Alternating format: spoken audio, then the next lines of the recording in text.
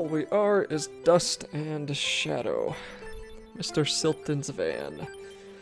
That was a long chapter. That was longer than all the others so far. Mr. Preston seemed even more anxious than usual. At first I thought he just needed to use a toilet, but Mr. Silton explained that their old gang members lived around here. Somehow the money went missing when we robbed that post office, he continued. For some reason they thought we'd taken it, but, as he put it, why would we live in such a dump if we had a load of money? Although this clarified things for me, it certainly didn't calm Mr. Preston, who suggested we gotta move on. Don't worry, we'll be a matter of minutes. We just need to send Mr. Chips up there to have a look, said Mr. Silton as he pointed to a window high up the building. Go on, he said with a smile. Off you go then. I tell you, the best part about getting here is that song is no longer playing, so let's continue on with our trash collecting. These guys are telling us to go over here, so we're gonna do that, and oh dear, we're immediately gonna die because the controls are a teensy bit strange in this game. Okay, that was totally my fault, but I'm gonna blame the game because that's the thing to do. Nope, jeez. I don't have any helper guys either. Okay, you gotta be kidding me. Let's just do this then. Nope. I'm gonna get stuck on this part. There we go. Okay, so could I make that jump down there? No, it's a good thing I didn't do that.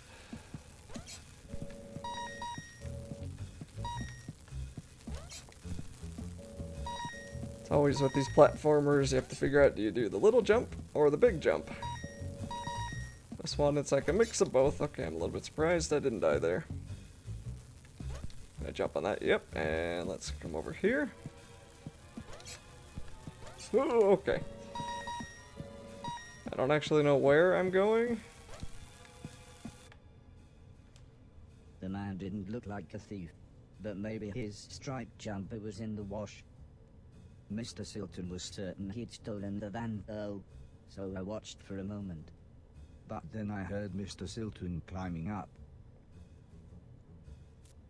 I was going to speak, but Mr. Silton held a finger up to his lips. He looked incredibly serious for a moment. One swift movement, and we were inside. Mr. Silton whispered that I was to go one way while he went another. Why are you whispering? I asked him. Where are we going? Find the keys to my van, Robocop, said Mr. Silton through gritted teeth. Sure seems we are keeping very sketchy people as our friends there, Mr. Horace. Actually, is this guy's name Horace? I can't remember. Or I don't even know if I've even ever seen his name. Okay.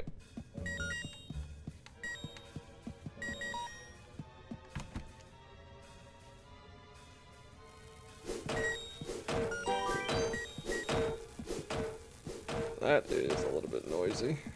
And now we gotta do diagonal. The piles of junk were all wired into the lanes. I suppose it was a good deterrent against thieves. Sure. Oh dear. Okay. It's like the only thing this game has right now as far as obstacles go seem to be electricity and... Oh! I thought that might have been junk. That was clearly not junk. Okay, I don't know how that killed me.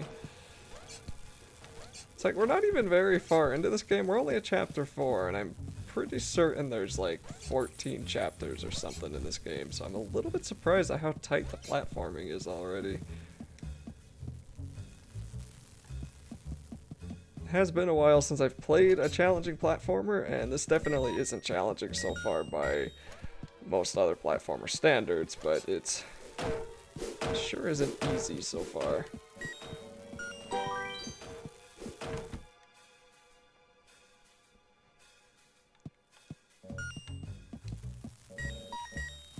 Those are little fire spikes that I didn't see before I jumped there. It really seems this one you need to go a little bit slowly. There's a lot of junk there. Cool. How do I pick stuff up again? It's been 1 day since I played, so you play as many games as I do and you forget the controls pretty quick. Oh no. Okay. I don't know. Yeah, you know what? We're far enough. I think I'll keep you out. There we go. Pretty easy. Ah, there's the noisy crap. Alice would have felt at home here, with all the huge piles of junk everywhere.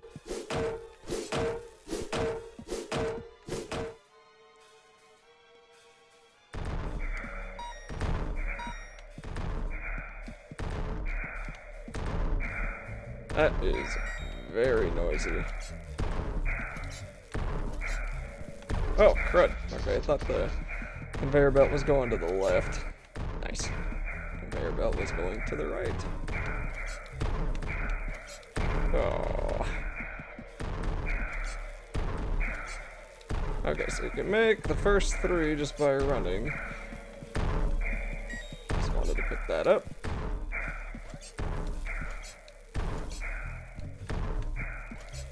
Okay. We are alright there.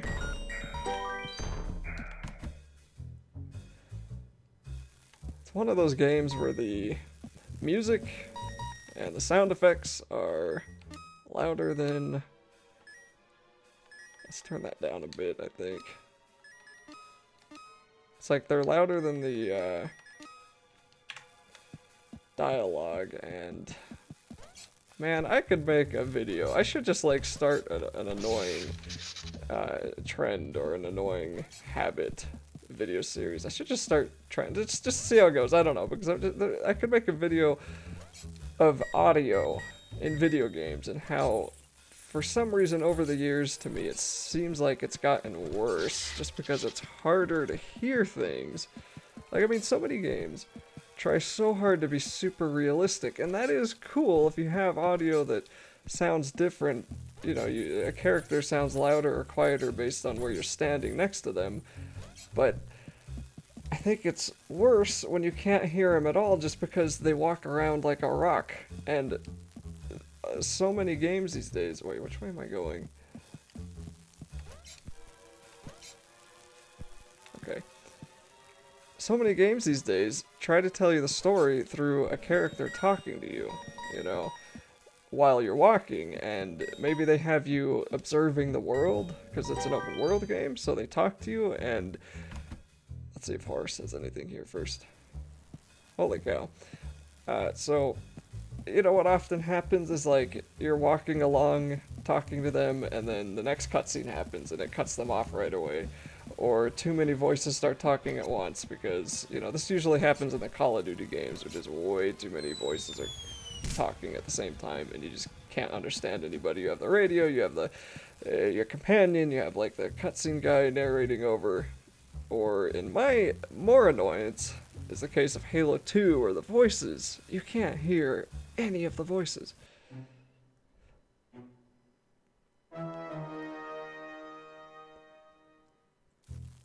I didn't know which key I should take, so I took all of them. Great. I have to take all the keys. Okay. And even in games that are good, like Witcher 3, even they suffer from following a character with the character giving dialogue of some kind, and then it cuts them off. Whoops. That was the fault of the dang screen turning. How the heck am I gonna get that one?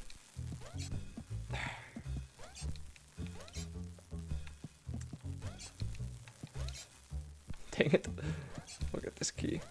But Halo bothers me more because in Halo 1, you can easily hear the voices of the Marines, of Cortana, of Sergeant Johnson.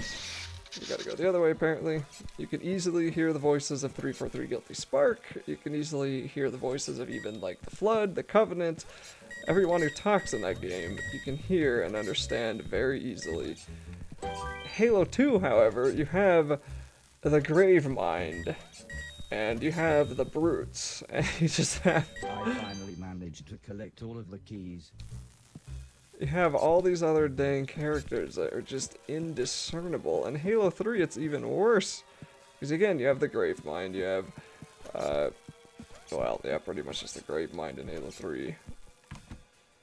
I don't understand how they make these games, and it's like, I imagine, because I've worked with audio stuff before, if you know what they're saying, then, wow, we actually have to go back. As soon as I heard the gunshot, I knew I needed to go back and find Mr. Silton.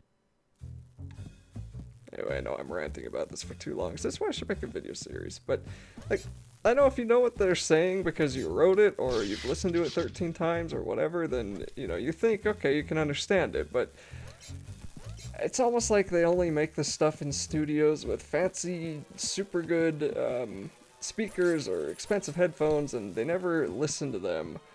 They never listen, whoops, to their game on crappy stereo speakers that come with your TV, where there's no bass, and just, you know, it's just not a really good experience, but it's all some people have, and you can't hear it unless you turn on subtitles. Man, if I jump too high, I hit that other one. If I jump too low, then I get stuck in that middle bear trap. Maybe I'll just use my life guy. I think audio just has been a concern in gaming these days for me. Now, how I would solve it, if I had control of everything, I would just make sure everybody turns the volume of anyone who talks up. Because that seems to be the bigger problem, is they're always drowned out by the surrounding noises. So just turn the talking volume up. Make sure you can hear the NPCs at all times if they speak. Like, that's really all you have to worry about.